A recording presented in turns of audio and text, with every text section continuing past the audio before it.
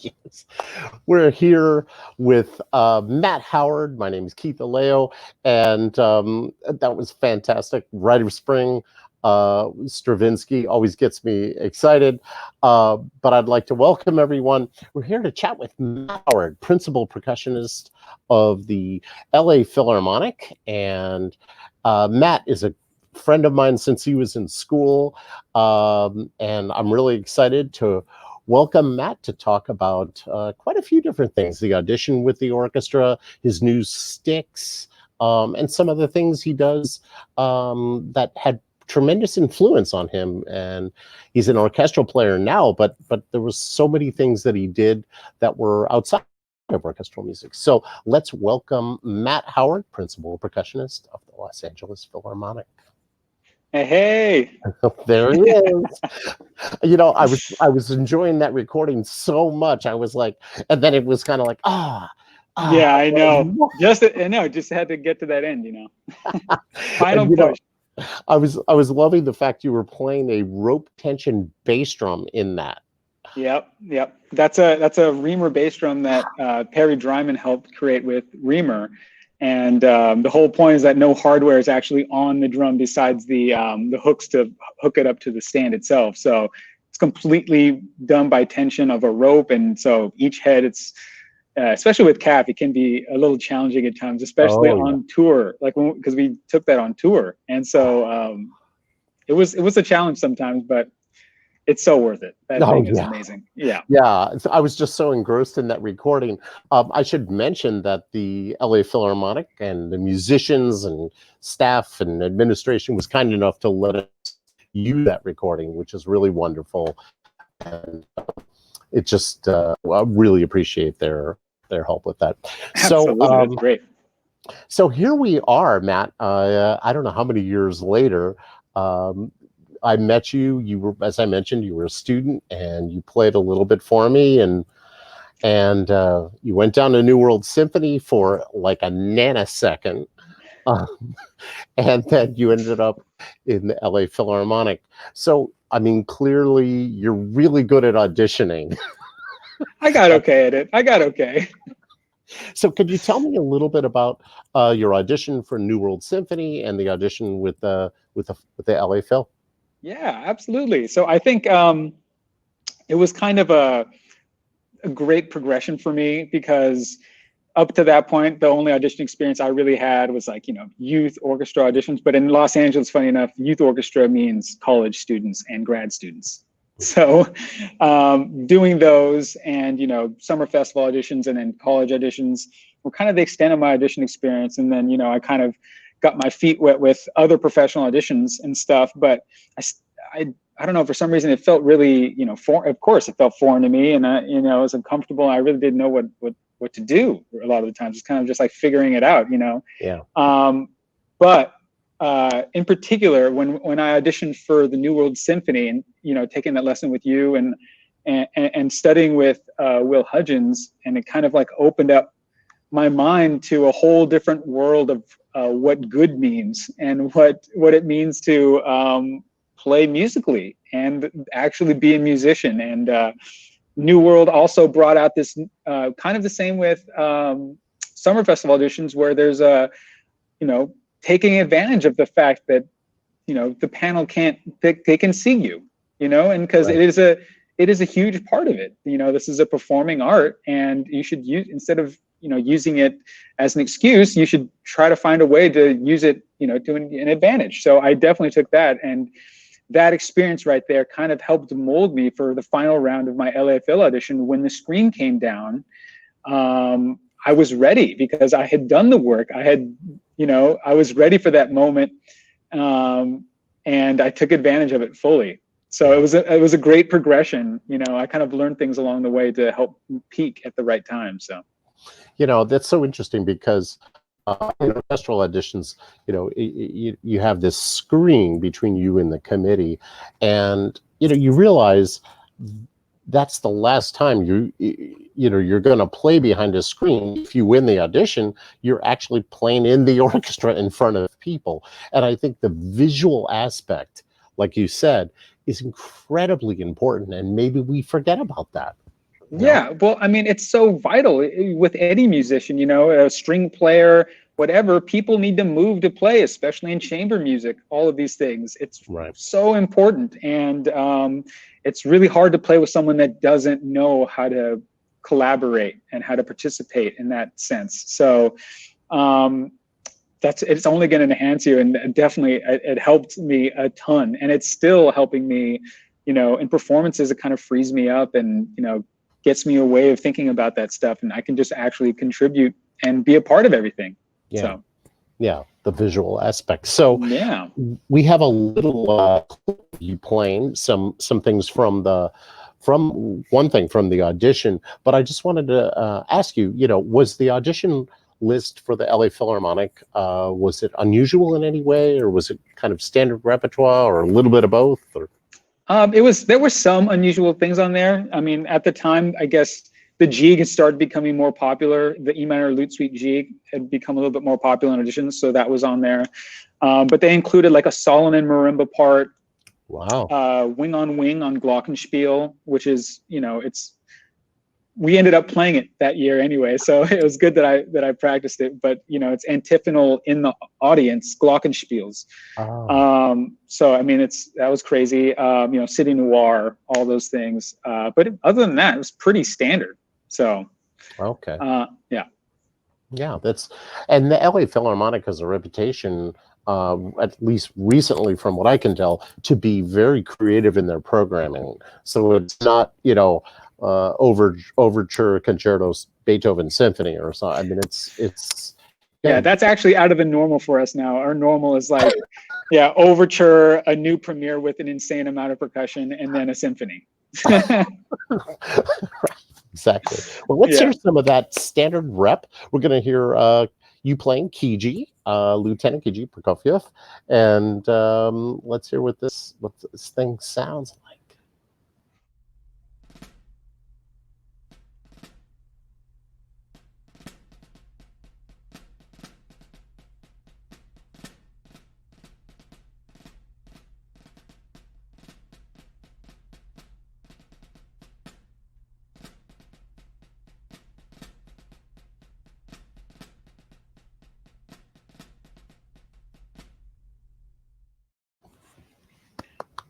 I should have played it louder. So tell me, what is the most challenging thing about that? I mean, a lot of people have feelings about it. For you, what is the most challenging thing about that excerpt? Honestly, it's just keeping the right sound the entire time.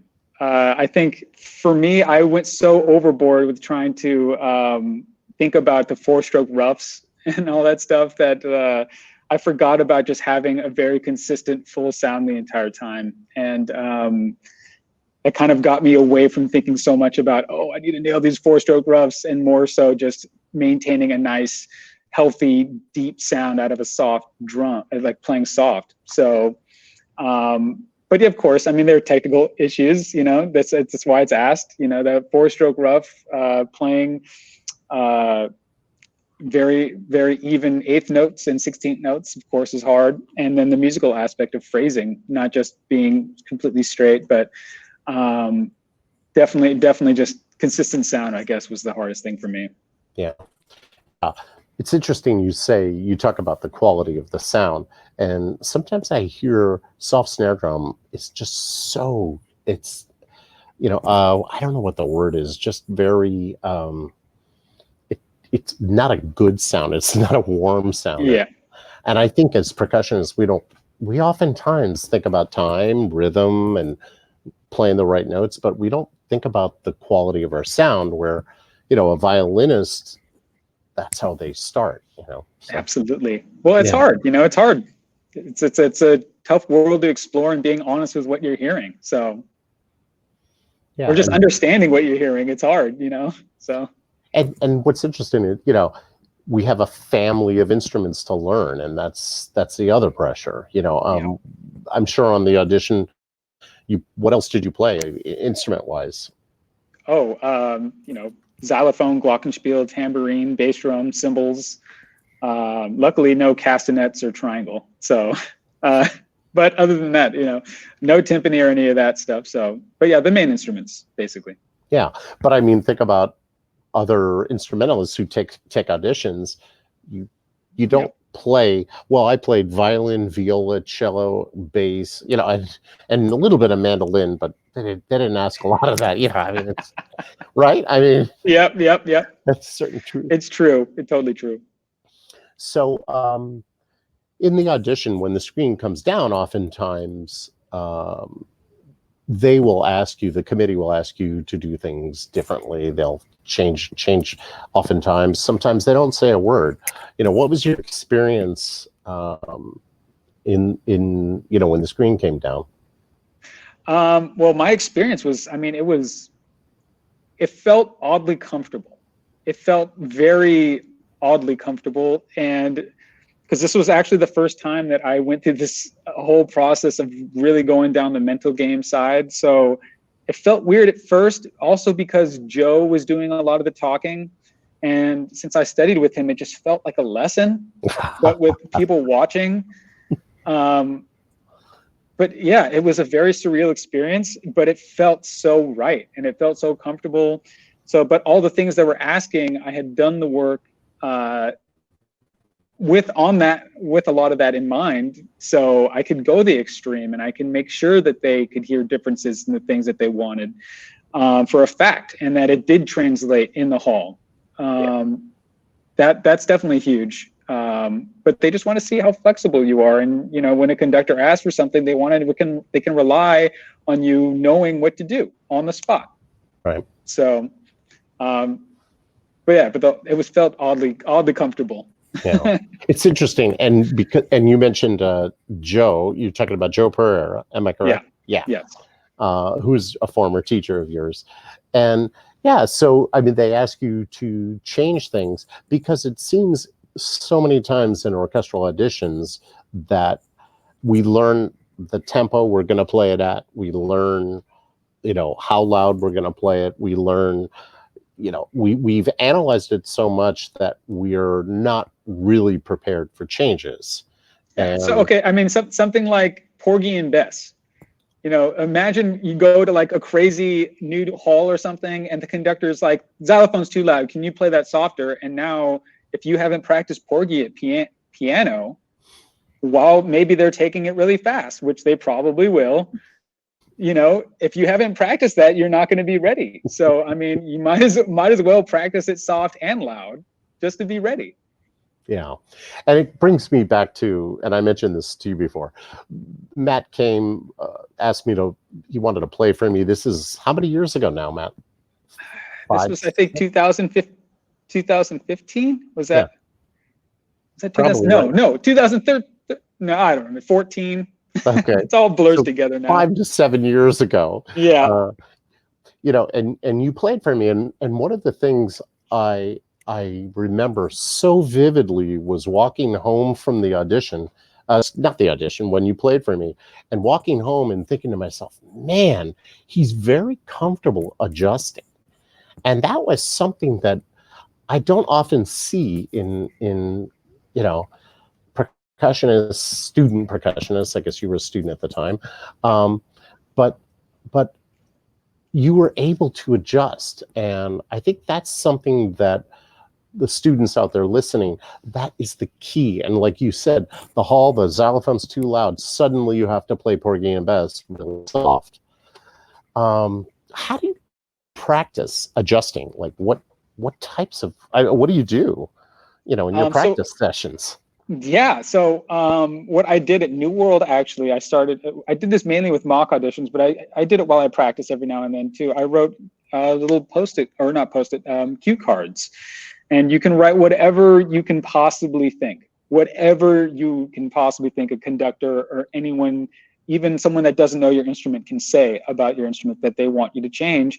And you have to think about how to do that on the spot. And so I would record myself doing that in video and gauge whether or not I was doing it right. But things like, can it be sparkly? Can it be green? Whatever it possibly can be, but can you do that? So just kind of throwing you into the deep end as far as creativity and seeing how far you can go. And it could be like Can it be, warm and you have to play loud Shostakovich, something like that. Right. Yeah. So. I think you're very, very, this is something you're so good at. Like I said, that was the thing that I just remembered vividly when you played for them that one time, and then you ended up going to New World. Thank you, Keith. I just, like I said, walking home, shaking my head, going, wow, it's really quick, and it comes naturally to him. So they, as we've talked about, they asked you to do some things differently when the screen came down. We mentioned Capriccio Espagnol. Can you tell me a little bit about that? The Capriccio? Yeah. Yeah. So basically, me going into this principal audition, my thought was that they want to hear personality, right? This is a principal audition. This isn't for a section spot. They want to hear someone that can lead and that can take charge and can show some personality. Of course, it goes for all auditions, but I was trying to take advantage of the fact that it's for principal. So especially something like Capriccio Espagnol, where it's just basically straight the entire time. I wanted to add something slight just to give it a little bit more a musical taste to it. So I went in doing some phrasing, and they ended up asking me to do it again completely straight. So that's expecting that because every orchestra is going to have something different to say as far as anything goes with, and that's what makes it so subjective. And that's why I did that work. But I had to go for it. I had to try, and obviously I did it well enough where they asked me to try it differently. So that was my. What's funny? I thought you were going to say the reverse, that you went in and you played it straight, and they asked for more, because we have the two clips of you playing it straight and you playing it with, more personality. Mm-hmm. So I wasn't, then you started talking about, oh yeah. I started with personality. I see. So let's hear this guy. This is Capriccio Espagnol, two ways. And I'm not sure which way is first. So our listeners are going to have to guess. I guess so.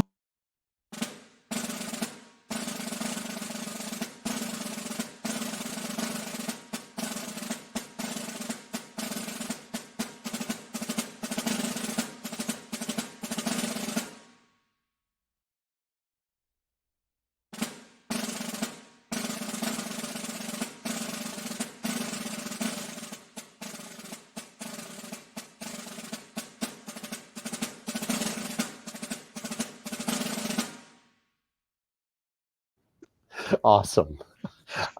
I didn't know that that's the way it was going to go, because we haven't talked about this. Yeah. Wow. So preparation for the audition, obviously a big part of it is being flexible, but we chatted about the mental preparation and what's involved with that. And can you just tell us a little bit about what you do for the mental side of things? Yeah. So I guess what kind of got me going down this road is at New World, the apartment complex that all the fellows stay at is right across the street from a golf course. And I was figuring I'm in Florida and I don't want to hurt my hands, so I don't want to do anything crazy like jet skiing or something, but golf, that sounds fun.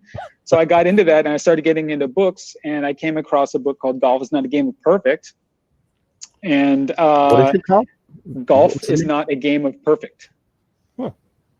By Dr. Bob Rotella. And I wasn't expecting going into it that it would be as mental as it was, but it kind of opened up my mind, and it had a ton of parallels to drums or just music in general, but mainly drums because it had some technical things in there.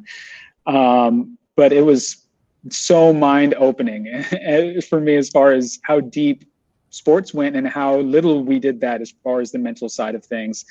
And so I just drew as many parallels as I could, tried to make my own, and be creative as much as I could, just to push myself in that aspect, knowing that it's not talked about a lot in schools as far as orchestral percussion goes.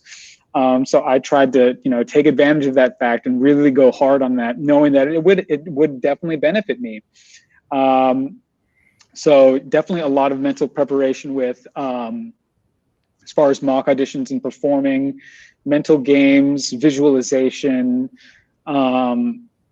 really understanding the root of why things are happening, like mental slips on Bach, and not just not understanding. So actually understanding what's happening mentally while you're going through a mock audition. Right. It's hard to actually think of that because, as you're going through the mock audition, you're thinking about everything. But to actually, after you've done it, to go back and, gauge, where were you mentally the entire time? What were you thinking about? And it's hard because sometimes, especially when you're in a pressure situation, it can just seem like a blur.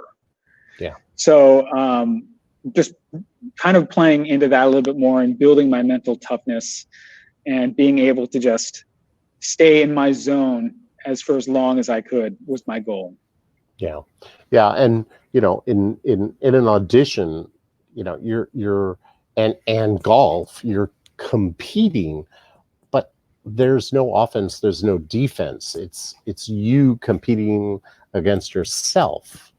And that analogy is a fantastic analogy. And so how did you do in terms of nerves, or as you went through the audition, and how many, you played multiple rounds for both New World and for LA Phil.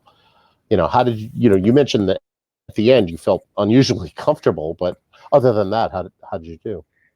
Well, the thing is, I knew that I was going to be nervous, and that's a good thing because it means you want to do well, So it's not like when you get to the top that these people aren't nervous. LeBron, Kobe, whatever famous athlete you can think of, they feel nervous at insane times, and that's the thing. But they learn to harness that and work with it and stay in the moment and not get overwhelmed by it.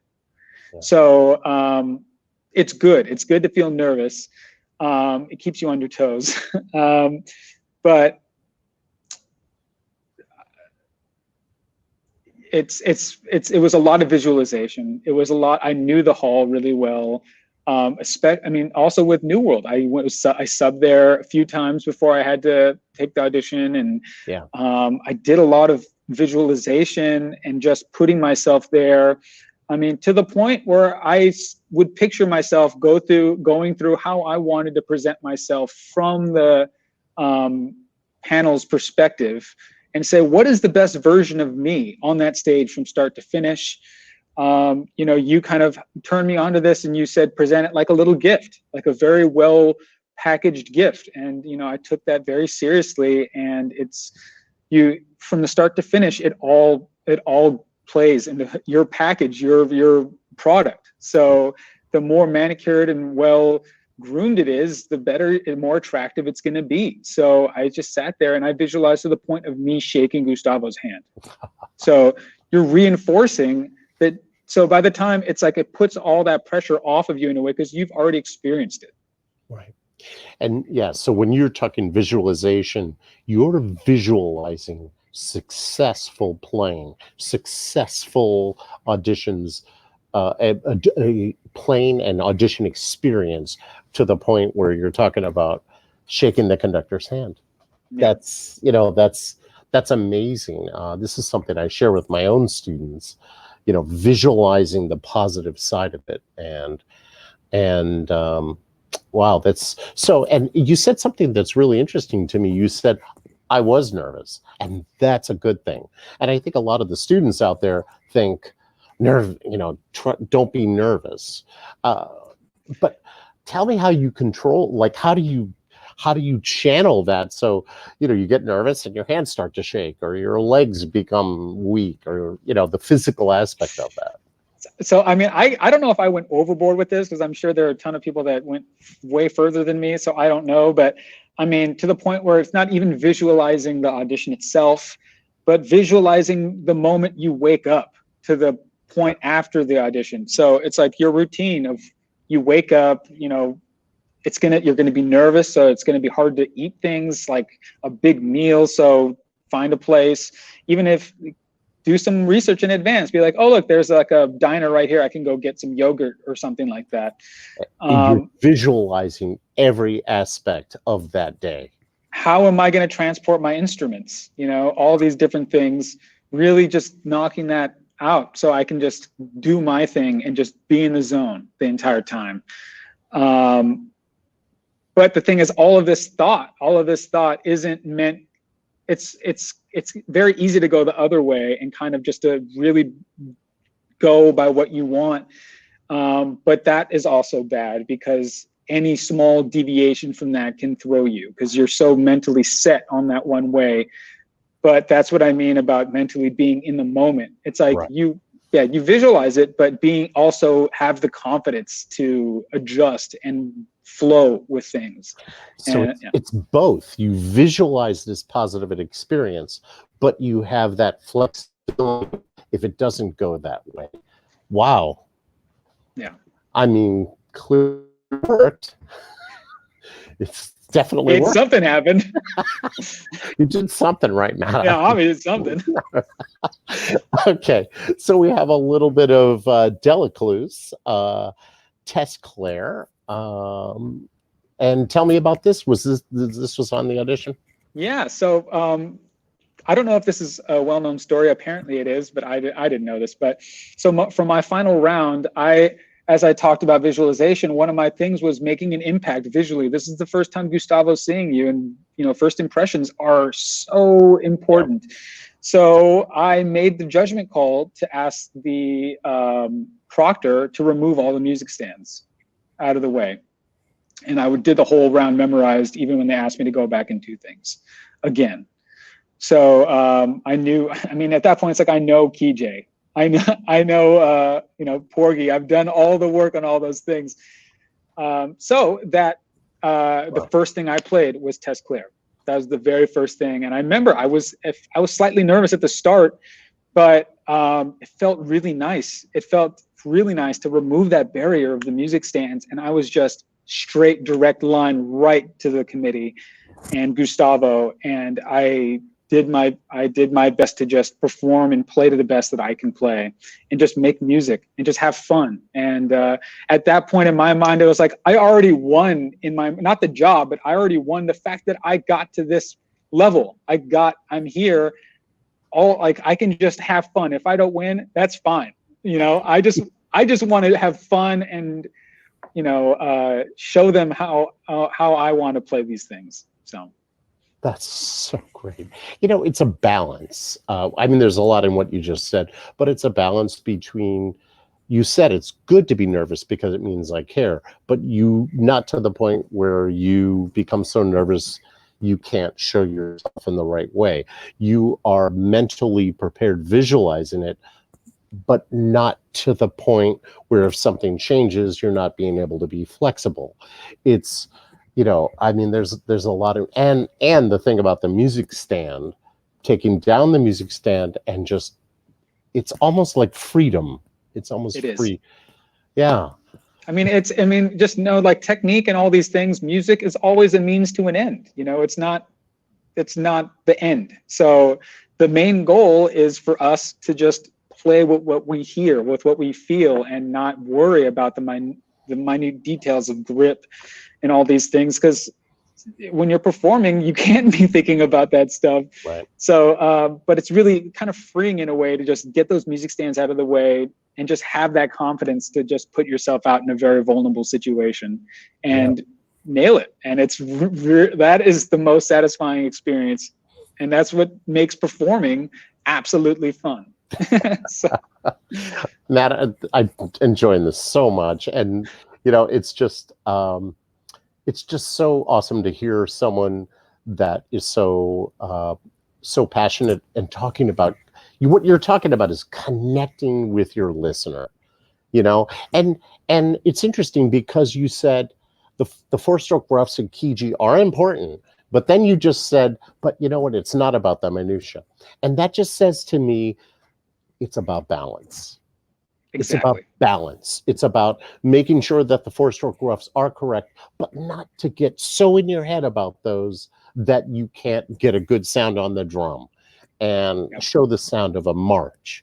So this is fantastic. So let's go on and hear Test Claire. This is Delecluse Test Claire. And as I the stories I've heard that this was the test to graduate from the Paris Conservatory. Is that what you've heard, right? Yeah, yeah. Yeah.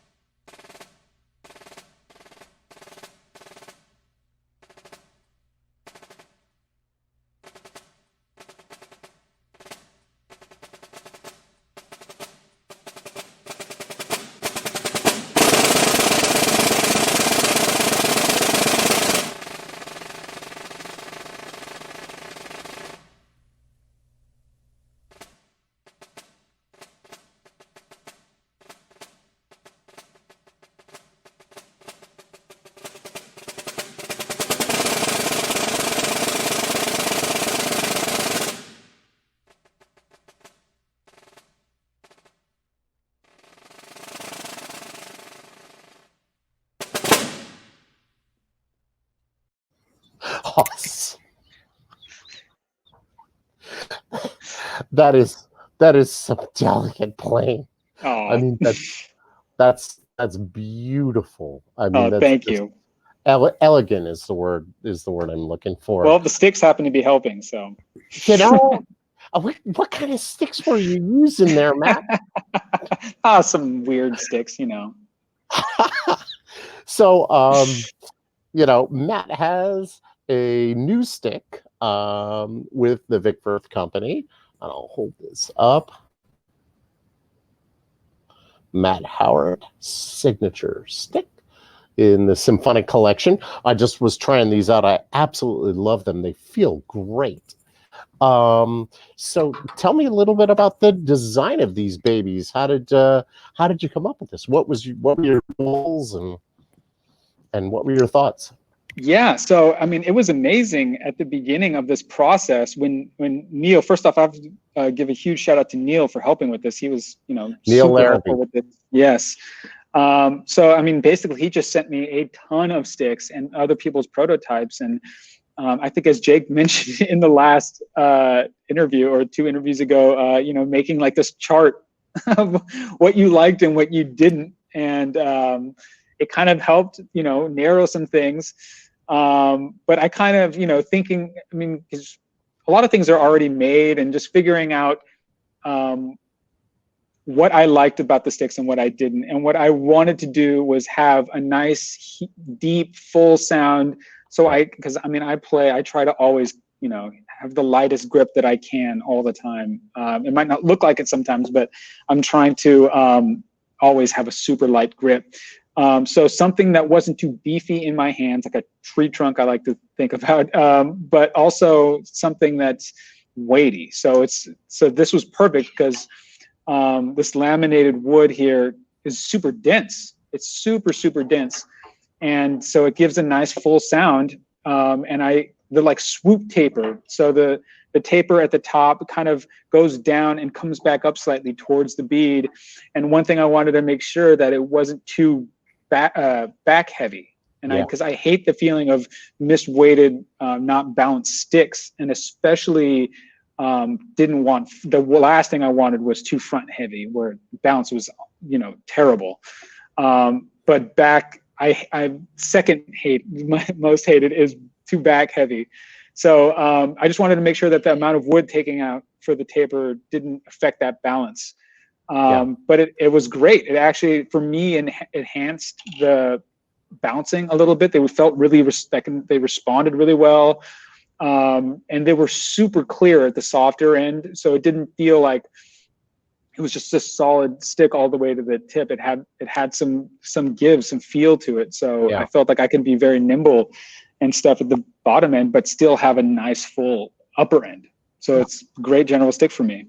You know, we're actually talking again about balance, about the, you know, when I say balance, evenness of not too much of this, not too much of that, you know, not visualizing to the point where you can't adjust, and having, you know, you said not too much weight in the back, not too much weight in the front. Yeah, I was shocked at the weight of them for the size of them. Yeah. So these are, you know, just beautiful sticks, and you could hear them in the recording. And, you know, the other thing I so appreciate that we just don't talk about, and you've said it twice now, sound. We think of snare drum, you just hit the drum, and if you're playing in the right place, you know, at the right volume, the right rhythm, whatever, you know, you got it. I wish it was that easy. Yeah. You know, there's so much about sound and the quality of sound that you produce, and you could hear them really well in the Test Claire. Actually, I thought that was really, you could hear that warmth and that especially in the softs, the clarity. So yeah. Well, thank you to everyone at Vic Firth for this, because this is absolutely incredible. I could not have thought of a better design. So that's absolutely amazing. Could not have done it without you guys' help. So we couldn't have done it without you. Oh, good teamwork. All right, so just want to chat a little bit more. You know what? When I mentioned about the LA Philharmonic, the programming, and I see some of the series, the orchestra series, and then a lot of the other things that you do. I would imagine not a lot of that was on the Audition, and if you could just tell us about some of the, you know, some of the contemporary repertoire you do with the orchestra. Absolutely. So, I mean, the great thing about this orchestra, which I think, I don't want to say we're leading the charge, but, you know, we're kind of, everyone's kind of going towards this, adding in more contemporary repertoire and more pop to their repertoire. So, like, you know, San Francisco just put Esperanza Spalding on their board of something, I believe. So she's, you know, we have Herbie Hancock. So on top of that, Wow. We do a ton of contemporary music, you know. So when I first got the job, you know, I auditioned on Scheherazade and Porgy, Firebird and all that stuff. But, you know, you have to be able to play City Noir, a John Adams piece, and then go immediately into playing congas with Herbie Hancock or something like that, you know. I didn't audition. Wow. I didn't audition on any congas or anything like that. But I mean, that wasn't on the Audition, right? No. But I mean, I have some background in studying some of that stuff, so it's fun to kind of, you know, explore that side a little bit. But yeah, I mean, other things that I didn't audition on were like 4 octaves of tuned gongs, or you know, we just did Naive and Sentimental Music, John Adams, and there is a crazy Glocken part, those cowbells, and yeah. So I mean, it can get crazy. It can get absolutely crazy with this new music stuff and setups. Yeah. But yeah, so it's been great, kind of expanding that for me and seeing how creative I can be, especially with the resources available here. So yeah. I mean, how do you balance that though? Like, I mean, you have to keep your traditional chops up, and then you have to, I would imagine, spend a lot of time practicing a tuned Glocken part. I mean, yeah. Oh, I forgot to mention this. I have to label this as probably the craziest thing that I've thought of in my crazy mind. We just recorded Ives' 4th Symphony, with all the Ives symphonies, but the 4th Symphony in particular is a monster. Ives is kind of known for being a little bit overboard when it comes to that stuff, but it required somewhere along the lines of 5 octaves of bells, like bells. And you know, there are glockenspiel, well, that's the thing. It says they should sound more like a church, but 5 octaves worth. And there are options to substitute things like, you know, some tubular bells here, glockenspiel, a synth, But I actually decided, since we were recording this and Trey Wyatt at Cal Percussion had them, I used all of his tuned bell plates. And we had to split it up with 4 players at the end and hire 3 extra people to dampen. But the sound was absolutely incredible. Right. See, this is what blows me away. It's like this had nothing to do with the audition. You know, I mean, you weren't that playing what you played in the audition is one thing, and then your job as a principal percussionist involves part assignments. I mean, tell us, that's part of assigning all this. How do you deal with that? I mean, it's a lot. I mean, especially because recently, within the past year, is our centennial year. So we did a premiere week. And on top of that, we would do maybe there would be some weeks where it'd be 3 or 4 programs in one week, different programs. And then the next week you're recording Prokofiev, Romeo and Juliet, so it's, I remember that one week we were sitting Noir, it was playing with different artists in that same week. Actually, I'll bring up another our past gala that week. It was our gala on Thursday, I want to say, a show with Gustavo that was Beethoven 9 and a Gabriela Ortiz premiere, a show with Zubin Mehta, which was Mahler 2, a show with Esa-Pekka, which was, I don't know why I'm blank. Oh, I think it was one of his new pieces that he wrote, Castor and Pollux, which have absolutely insane mallet parts on top of a ton of tuned gongs and all that stuff. And then that's the next week we recorded Prokofiev, Romeo and Juliet. And so I mean, so how do you I mean, you just kind of have to get really good at mapping out, especially a lot of these concerts, if there's 4 shows in a week, they're not being rehearsed at different times. Right. Everything's being rehearsed in one or, however many rehearsals together. Yeah. So setups, really I do a ton of work thinking about, right. What's a setup that can work? It might not be our final setup, but what's a setup so we don't have to keep scrambling instruments around. So I do a lot of thought about, people's own setups that they can stations and where instruments are and the easiest way to move things. And that's also helps my assignments. If it turns out that we can't do these things and, I need to hire an extra person just to do this, that's what has to happen to make this run smoothly. Yeah. So basically logistics. And it's so funny. We talk about the audition and the mental preparation, but boy, this part wasn't on the audition. It was not. Right. I guess you could say the audition was the tenure process. Right. There you go. Right. Yeah. So we have a cut of a piece that you played. I think it was multiple players. Am I correct about that? And you're it's right. It's right. I think it was around 10 people.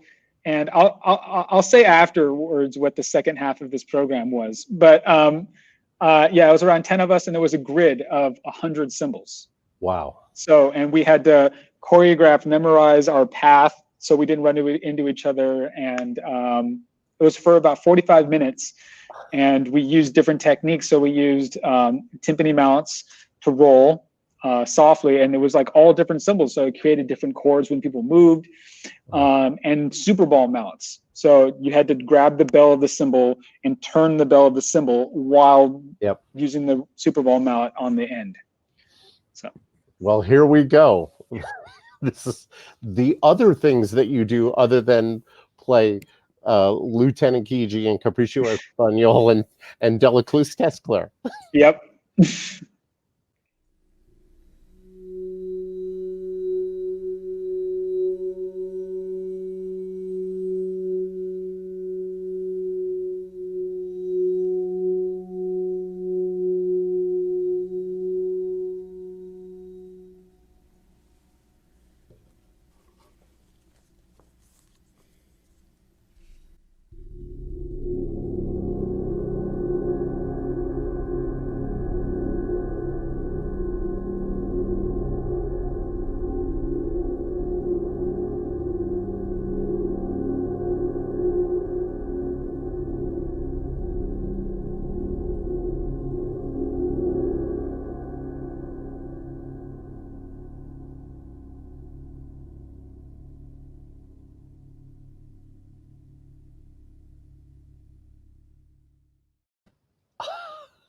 kind of like a sound bath, you know. I kind of want to start doing some yoga or something. I was like, whoa, that's fantastic. So the whole piece was, you said 100 cymbals. 100 cymbals on boom stands. Yep. Wow. Yeah, So it was 100 cymbals and 100 boom stands. That's correct. So we hired a local place, LA Percussion Rentals, and they would come and they would set them up and put the cymbals out there, and we would. And did you say that there was something else on the program you were going to share with us after? Yeah. So the second half of that program, I forget the name of it, but I remember they put an ad out in the paper for people to participate in this too. But it started off, I guess, with a guitarist walking out on stage. Spotlight goes on him, and he starts playing these chords and detuning the guitar while he's doing it, and then he stops. And then it goes to like 2 long tables on the stage, and for the next around 30 minutes, I think they made salad for the audience. Oh, they made salad. They made salad.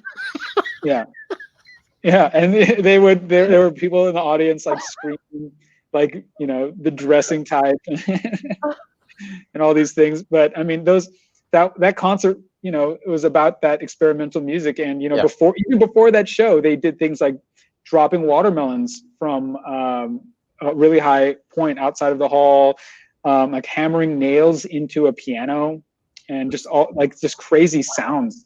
Yeah. Sounds, yeah. Just soundscapes and wow. I think I would prefer the cymbals over the watermelons, but that's just me. To each his own. Yeah, right.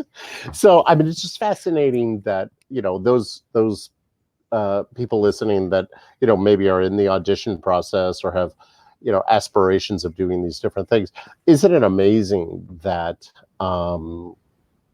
you know, what you auditioned on and what the job actually entails? The audition really is just part of your job, you know. Absolutely. The logistics Absolutely. the logistics of it, you know, itself is incredibly difficult. So you also, you know, we talked about some of the other things that you've, you know, your other interests and your influences. I think you did some marching, you play some drum set, jazz vibes, and pandero. How does that all play in? Is that something you still do, or is this kind of your history? Or well, actually, so I didn't start on pandero or jazz vibes, really. I mainly started on drum set because I grew up listening to like classic rock, so Led Zeppelin and all that stuff. I really wanted to be John Bonham with that huge kick drum. Yeah, which is incredible. But, you know, I wanted to do that, so I got into that, and I started, you know, the drum teacher I had at the time had a lot of, I say, fusion jazzy influence, so he kind of got me hip to that. And in high school, I auditioned for the jazz band, and I got into the C jazz band, and I was super thrilled. And at the same time, this studio legend around here named Jerry Steinholtz, who was a hand percussionist, was also coaching us at the time in our high school. So it was pretty incredible. And he helped build my conga playing and shaker and all that stuff. And he told me every now and then, try to go on the vibes. And I had no idea what I was doing. Because I had 0 lessons on vibraphone or any mallets or anything like that. I was like, what is this thing? You're a rocker. So, I mean, you're a rocker. Yeah, I know. I was like, this thing, where are the cymbals and everything? But because of that, they started pushing me, you know, into more like the concert bands, the wind ensembles and the musicals and all that stuff with drum set and percussion, all that stuff. And I thought it was so much fun, like the mallet stuff and the timpani. And I had 0 idea what I was doing. And I remember going on YouTube and trying to see how to hold 4 mallets. And I would try to teach myself how to hold 4 mallets. Probably wasn't anywhere close. You know, I was all self-taught with that. But yeah, so then afterwards, after I left high school, I started taking lessons with John Magnuson, who out here is teaches at California, CSU Northridge, and Emil Richards, who is, you know, RIP, studio absolute legend in the studio business. One of the greatest. Yeah, one of the greatest, and his jazz vibe playing is incredible. Actually, he told me that he was I guess, ordered by the president to tour with Frank Sinatra at some point in his career, which is kind of insane. I never heard that story. So if you go on YouTube, you'll see videos of Frank Sinatra and Emil playing. So it's absolutely incredible. But so that's how I have some, I have some jazz vibe experience with that. And he would, help throw me, get me to sight read some like studio stuff that he was doing. Yeah. So that was super helpful. But so as far as the marching stuff goes, I did a little bit in high school. I didn't audition in any drumline or anything, but okay. I loved the fact that it was so chopsy, and I was like, wow, these people can play so fast and loud, and it's like I want to do that. I want to do that around my John Bonham drum set. Oh yes. So I had all of these different interests, and but as of late, I started, because of all this downtime, I've been getting a lot back into drum set, and with a little bit of help from Joe and a book that he recommended, I started doing a ton of Pandero stuff. It's getting there slowly. But it's getting there. And some jazz vibraphone stuff with the help of Wade Colbreth.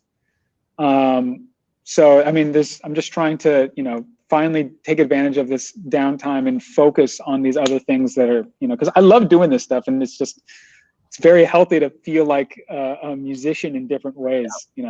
Yeah, to turn that around. The fact that we're struggling now, having a lot of downtime, and to turn it around into a positive. Well, I can use this time to further these other areas, which clearly influence what you're doing now. So what do we have? We have electric wheelchair. Oh yeah. Is that Santa Clara Vanguard? Yeah. It's a take on Crazy Army. Okay. Yeah. So. And you learn this just because? Well, it's a pretty famous one. It's an old school one, and it's just really fun to play after you get it. Then it's one of those things where you learn these things and you throw YouTube on and you try to play it with the drum line, and it's it's super satisfying, and they take it really fast. So it's hard. Did you recently learn this, or you knew this years ago? Or I recently learned this. Yeah. Okay. Yeah. Well, here we go. Electric wheelchair.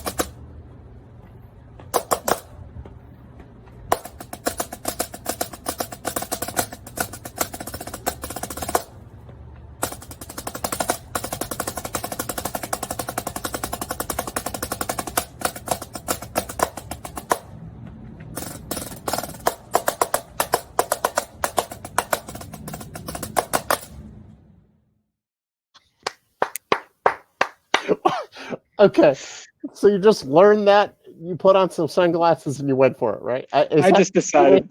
Is that how it went down? It's exactly how it went down. I was just practicing all these things. I was like outside and it was a nice day. I was like, I might as well try to record one of these. So. That's amazing. That's awesome. Oh my gosh. Oh, that was great.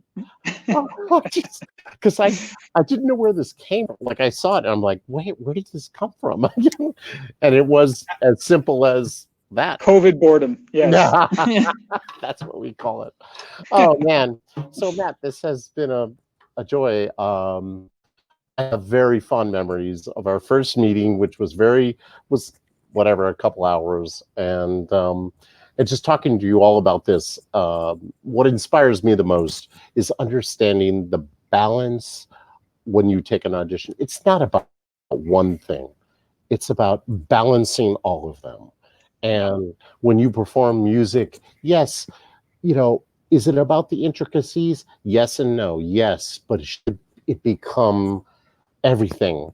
No. The most important thing is music. But yes, exactly. That's important. It's really inspirational to me to talk to you because I think that's what makes a great musician. And, seeing you back then, whatever, 5 to 7 years ago, and seeing that beginning, I saw that. I just was so inspired by your playing back then, and I didn't know you at all at the time. And so I really appreciate you sharing your time with us and putting together the videos, and appreciate, just everything you've done. So thank you for having me here, Keith. It's always a pleasure talking to you. So always down for this. We have some good talks, and and especially a momentous occasion. The momentous occasion, the Matthew Howard, Vic first. Matt's fine. You don't have to say Matthew. Matt's fine. That's what it says on the stick. So. Yeah, I know. Just cross out the H and the E and the W. It's fine. The Matt Howard, Vic first sticks. Great weight, great weight, but also, it's I think I forget the word that you use, but it's thin enough, maybe is the right word, where you can, and it gets a great sound. So we're going to finish up with some Tompkins, and I guess that's it. A special thank you to Vic Firth and Scott Quady for being our producer here. And any final remarks, Matt? No, I mean, the only thing I'd say is just have fun, and don't be afraid to explore in other options. Just it's music, so have fun and put on some sunglasses and have a good time. Yeah, absolutely. We have some Tompkins to close up. Thank you again, Matt. Thank you.